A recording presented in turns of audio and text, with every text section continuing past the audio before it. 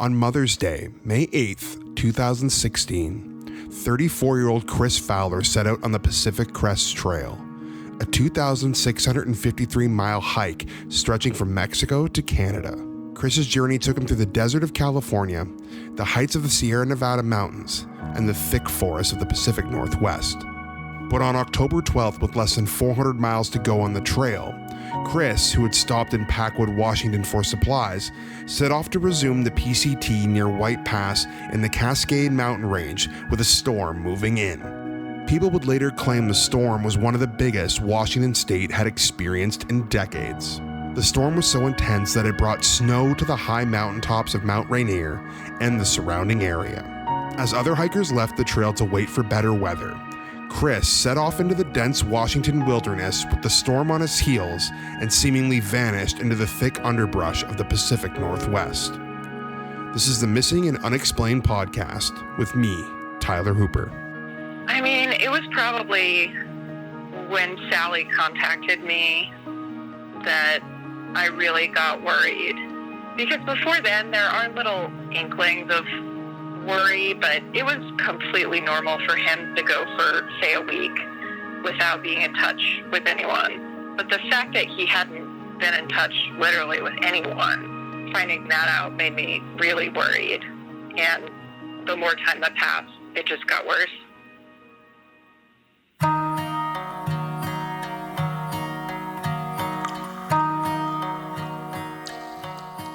After training and prepping for their epic hike, Kris and Colin flew to Los Angeles on May 7th and started the trail the following day.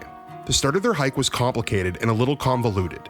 They couldn't start at the southern terminus, so they started about 100 miles north near Warner Springs and had to hike back to the southern terminus before they could head north. It was kind of an odd start to our hike because we were passing through hikers heading north, and they kind of looked at us weird.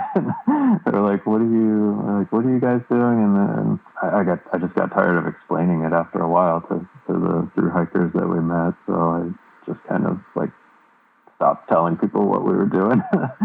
So it was weird. And then they just drove us back up to Warner Springs, and we started from there and went north again.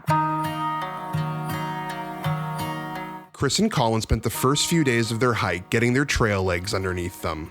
Colin says it was nice to be out in the wilderness, enjoying the trail, distracted by the exercise and the evening camp logistics. Going back a little bit, first of all, I had mentioned that both Kris and I had gone through divorces, and we tend to internalize a lot of stuff.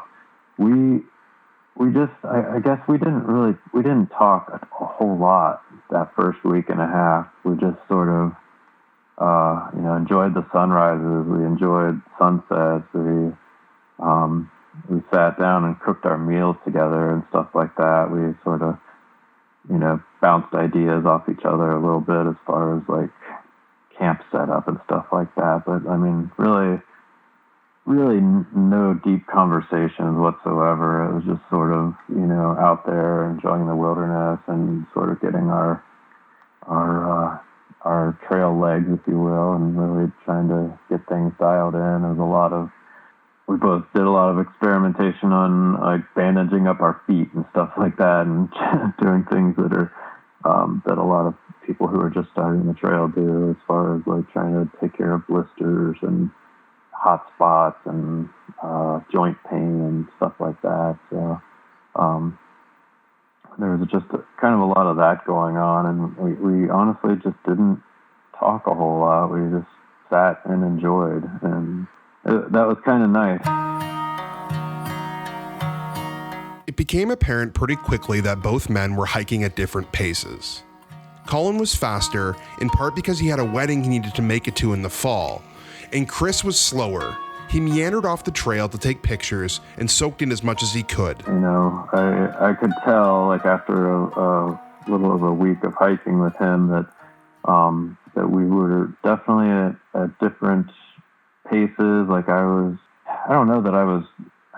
was faster. I'll just say that. I was faster, and I also kind of had kind of a deadline to meet as well, because my friend was getting married in September 25th of that year, so I wanted to be done with the trail a few days before that so that I could fly to Vermont to attend his wedding. So I kind of had more motivation, whereas he was more like, I'm just going to enjoy this experience with absolutely no deadlines, no expectations, just be 100% in the moment. And I definitely admired that side of it.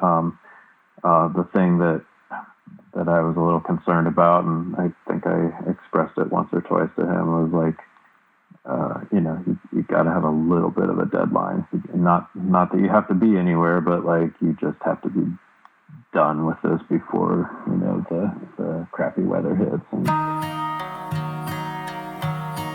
Along the trail, somewhere in Southern California near Idlewild, Kris and Colin decided they would start hiking on their own during the day and try and meet up when they could in the evening. They had different speeds and different goals, and they had never planned to hike the entire trail together. It was inevitable that the two would find their own rhythm and meet other people on the trail to hike with. I don't even know if we came out and like said, oh, hey, let's just, hike our own hike here.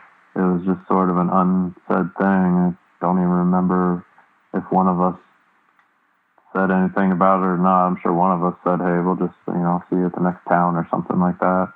But it just sort of gradually kind of went like that. Like, I would hike a little further ahead, or, I'd take a little rest under a tree and he'd just kind of walk past me and keep going. And so we did a little leapfrogging there, but, ultimately we just sort of, it just ended up happening. We just started like hiking our own hike. And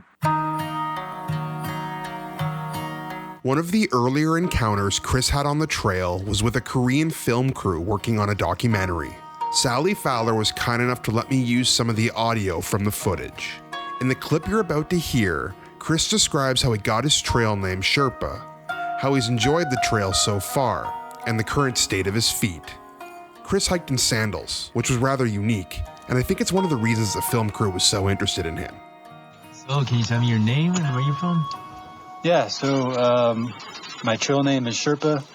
My real name, I guess, back home is Kris. From the Dayton, Cincinnati, Ohio area. And I started the trail on Mother's Day, May 8th. So it's been a fantastic experience so far. How did you get the trail name? So I got the trail name Sherpa when I was coming through the town of Idlewild. And there was a couple of other hikers just straggling through into town and looking kind of weary. So started talking to them and was telling them where the restaurants were and where the grocery store was. And I saw them again later in town. They said, there's our Sherpa. So I just kind of stuck. So.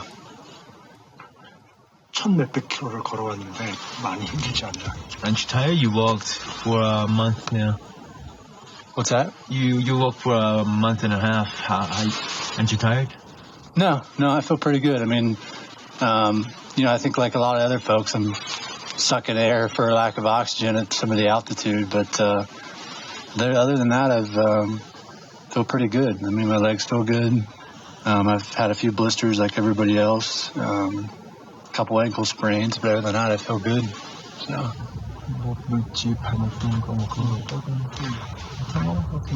지금도 발에 물집이 많은 것 같은데. Do you still have blisters? Not really. I mean, for the most part, they've dried out. Hiking in sandals, I kind of expected to get some blisters, but for the most part, they've kind of dried out and turned into calluses. So it's worked out really well.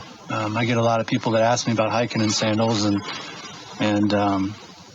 I really like the freedom. I like being able to feel every step and every rock that's under my foot. I feel like it gives me more control of when I'm hiking and when I'm walking. And so I've got over 700 miles in these babies, so it's probably going to be time to replace them here pretty soon, but they've treated me pretty well. But so you never wear shoes? No, I don't wear shoes. So next time you replace them, are you going to...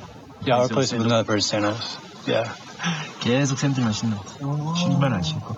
이것이 발을 디딜 때마다 이제 돌 밑에 있는 돌들을 느끼고 싶어가지고 샌들을 계속 칠 것 같아요. So when everybody else is walking through the streams, doing the stream crossings and worrying about, their shoes getting wet, I just walk right through them and move on. So it's pretty good. 딴 사람들이 막 젖는 거 걱정하고 그냥 포기하고 싶은 때는 없었냐고. You never had a thought, giving up? Oh, yeah. I mean, there's been days where, things, it's tough and you're tired and exhausted, but I mean, you just have to keep pushing on. Remember why you're out here. And I mean, it's days like this and vistas that you get to see every day that really motivate me to keep going. So why are you out here?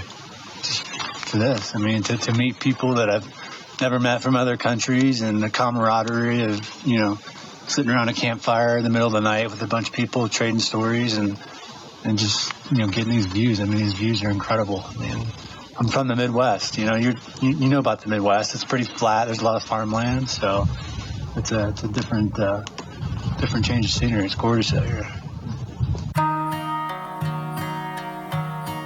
If you want to watch and listen to the full unedited footage, you can do so on the Bring Kris Fowler Home Facebook page. There's a link in the description.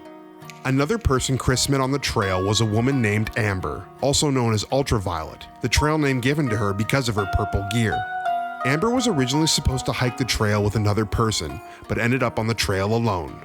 She was nervous about the experience, but happy to be in the outdoors and meeting people like Kris. I met Kris at the Kennedy Meadows Resort, which there are two places called Kennedy Meadows that you pass through when you're hiking the PCT. There's one on the south end of the Sierras and on the north end. And we met at the one on the north end, which is kind of like the fancy one. And I was just sitting around at a picnic table with a bunch of other hikers I knew, and we were drinking beer and hanging out, and Kris showed up. I think he had just hitchhiked in, and, or maybe you walk into that one. That's sad that I can't remember. But anyway, Kris showed up, and I remember thinking, this is like the stereotype of a male through hiker, because he was just skinny, dirty, bearded, and just like the perfect example of a through hiker. And he got some food, got something to drink, and sat down with us. And I had my ukulele out and was playing ukulele and singing, and he thought that was cool. And yeah, so we just hit it off pretty much right away. As Kris and Amber hit it off, they ended up spending the next couple of months hiking together. Amber says Kris wasn't competitive. He was definitely a stop and smell the roses type hiker. She was faster than him and would often have to stop and wait for him, sometimes for hours. But she enjoyed hiking and spending intimate time with Kris. He loved nature. It was a very spiritual experience for him. He was just very adventurous and appreciated having the freedom to be able to do that hike. And even day to day, he just loved the freedom to stop and do yoga or stop and take pictures of the landscapes. He was just very open with how he spent his time out there. He was stubborn, too. Just nobody could really tell him what to do. He had his own way of doing things. He was funny. He was definitely funny, but I think I loved his sense of adventure and how he leaned into discomfort. Meeting someone and becoming their hiking partner is just very intense. It really is like going on a first date, and then the next day you move in together and you're living together. It's knowing someone very intimately, but only in this particular set of circumstances. Like, I have no idea what his routines were like in his regular life. Like, if he woke up to an alarm or whether he had coffee every morning. But I knew how fast he could hike 2 miles, and I knew how he set up a tent. That's actually part of what made it so easy to connect with him. Everyone on the trail is together in this crazy thing that we're doing, where we're taking 6 months out of our life to go hang out outside. So it's just so easy to connect with people. You're all inflicted with the same insanity. After months of being on the trail, Amber began to miss home. She started thinking of leaving the trail, but Kris wanted to continue. He was determined to see it through to the end. After Kris was finished, he and Amber talked about maybe going to Thailand to teach together. Amber's decision to leave the trail was an emotional one, but she didn't think it would be the last time she'd see Kris, nor the end of their relationship. I had been homesick for a while when I decided to go home, and it was early October, and we were in northern Oregon into southern Washington, and the weather was just rainy every day and not warm. And it was just, I found it unpleasant. Like I said, I'm a humid, cold wimp, so rain takes a lot out of me. And the night of October 5th, we actually camped at a place where it was snowing further up in the mountains, and we could see it snowing. And that was the point at which I was just done. And we had talked about it. I had talked to Kris about feeling like it might be time for me to go home. And it's pretty late in the season to still be out there. Part of it was we started kind of late, starting in May, and neither one of us was all that fast. It was just really late, and we had hiked from Trout Lake, or I should say we got a ride to the PCT from Trout Lake, Washington, and we hiked about 8 miles north from there, and that was where we camped and where I decided ultimately to head home. We woke up on the morning of October 6th, and I told him that I had decided that. And we were sad to say goodbye. We were sad that it was over, but he definitely wanted to keep going. He was excited to push himself and try hiking in the cold and snow. Yeah, so we parted very amicably, and remembering back, I don't think I even said goodbye to him. I think I said see you soon, because we had planned to meet up again after he was done hiking. I was worried about him being alone, but at the same time, there was just no way in my mind that something like this could happen. It's something that happens in movies, or it's something that happens to other people. It's not something that happens to people I know. And I did actually make him promise that he would activate his spot tracker in the next town that he got to. And he didn't. But that's probably the thing that I went over in my head the most, that I wish I had done differently. Because he got that spot tracker from a family friend and just hadn't paid the annual fee to activate it, and I wish I had just paid for it. Once off the trail, Amber and Kris still stayed in touch. They primarily communicated through email and Facebook messages. Amber says Kris seemed to be enjoying the trail, even though he clearly missed her. Yeah, he did seem like he was still enjoying it.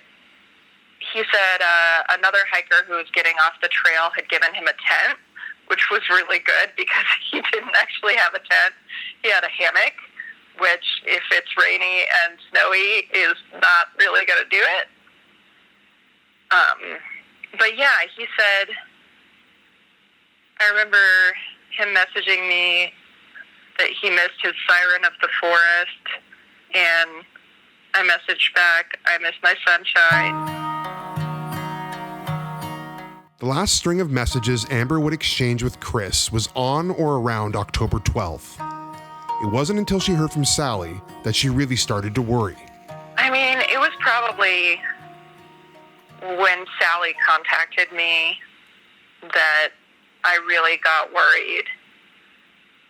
Because before then, there are little inklings of worry, but it was completely normal for him to go for, say, a week without being in touch with anyone.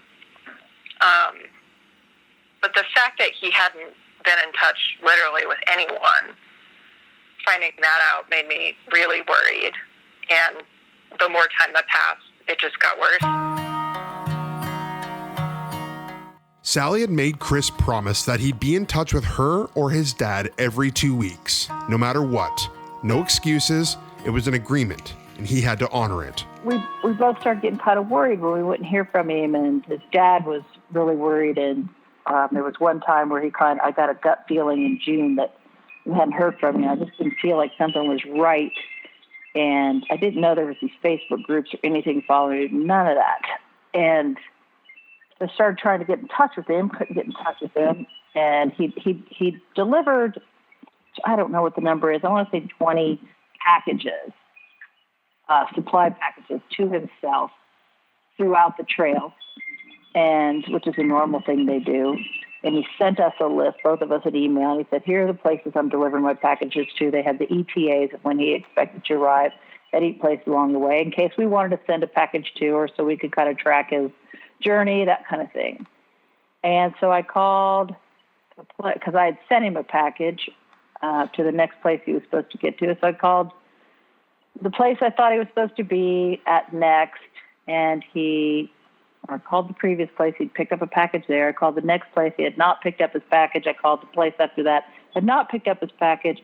So I was kind of worried. And a few days later, he called me and he said, hey, I'd just been out of range. I got a little twisted around in a canyon. I went off trail to go take some pictures because he's an amateur photographer.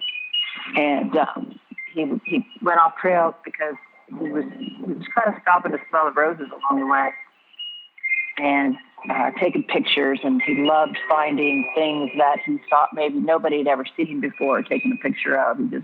He had a very interesting eye. And he got twisted around, and he was fine now. He bushwhacked his way out, he said, and got back on the trail. And I said, he said, I just got to so-and-so, and I found messages that said, hey, call your mom. And he said, hey, don't do that. And I said, well, I tell you what, he said, here's what he said exactly. He said, he said, you're my mom and I love you, but I'm a grown-ass man and I'm out here trying to figure things out and just get away from everything. So chill out, will ya? And I said, I was kind of taken aback, and I said, okay, I will. I won't reach out to you, but here's the deal. You have to call me or your dad, one of us, exactly every 2 weeks. Facebook post, private message, text, phone call, one of the two of us, and we'll tell each other when you do so that we know you're okay. Or I am going to call those places. And he said, you have a deal. Sally said as Kris communicated with her on the trail, he seemed the happiest he'd been in a really long time. He was embracing the adventure and soaking it all in. Seemed like he was the happiest I'd heard him in years. He seemed to be his old self again. He'd just gotten quite serious a few years there. His other friends had noticed him too. He was just more serious, and he was just more of his old self. He was having a good time. He absolutely loved it. He couldn't talk more about it. being great, and the people he had met.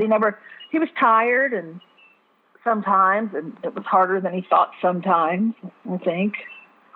But he loved every minute of it. He met a young lady along the way that they became good friends, and they would hike. I dropped my earbud. They would hike a few days together, and then they would not. Again, he wasn't there to hike specifically with anyone. So he talked about her a little bit, and just told me he was always about the sights he saw. He just couldn't get over. Oh, you wouldn't believe what I saw today. Or, you can't get over this beauty. You would love it out here, Sally. You would love it. It's gorgeous. And he'd send me a picture and said, I wonder if anybody's ever laid eyes on this before. I went off trail today.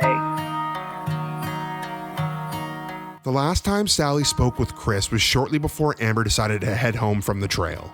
As the days went by and fall started to fully move in, Sally and Kris's father started to have an inkling that something wasn't right. And then the last time I spoke to him was September 30th. He had made a post on Facebook, so I knew he was available. I had just happened to see it. And I sent him a text and he called me. And he was just getting to Washington State. And I said, so are you still going to Canada? He said, that's the goal.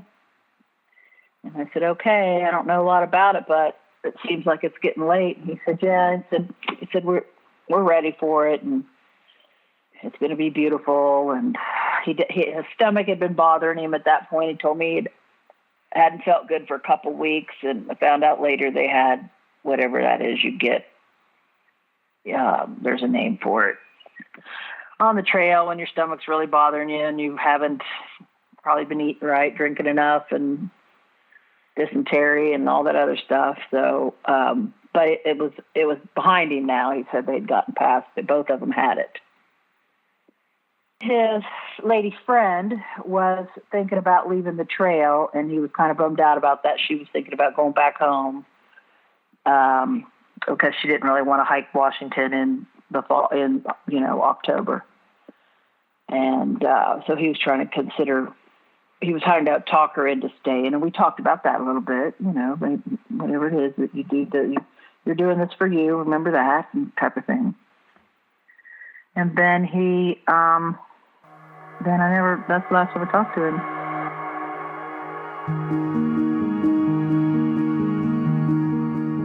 On the next episode, we trace Kris's final days and hours before he vanished into the Pacific Northwest. We were already hiking in the snow, and there was supposed to be, over the last week or so, people just kept talking about this big storm that was rolling in. And so all the talk amongst us was, like, what's our plan? Are we gonna continue to hike? Are we gonna try to hike through this storm? We were, at that point, really, we were kind of far from the border. I don't know how many miles or anything. We were pretty far from the border. We were pretty far from finishing. And with this big storm coming in, it was unlikely that we were going to be able to continue to hike as we had been.